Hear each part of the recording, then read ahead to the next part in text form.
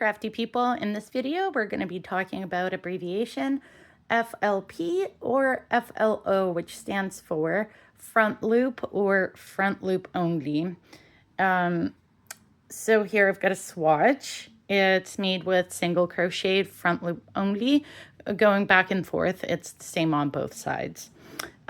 So unless said otherwise, when you're working a stitch, you're going through both of these loops on top of the stitch. So here's a stitch, and the top loops, they look like a chain or a braid, and you go through both of them like that.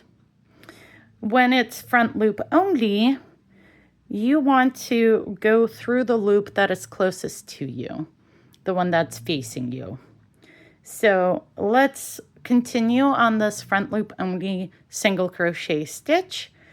And this is how you would do it. So I'll put a hook between the braids here, the little chain, picking up only the loop that is closest to me, yarn over and do a stitch that you're making, and then just carry on like that. I'll do it again. So pick up only that one loop that's closest, yarn over through two, and again only the one that's closest, yarn over and through two. So that is how you do a front loop stitch. And as you can tell, it creates this line here. It's a textured stitch and can be used to create things that look like knitting, both stockinette or reverse stockinette.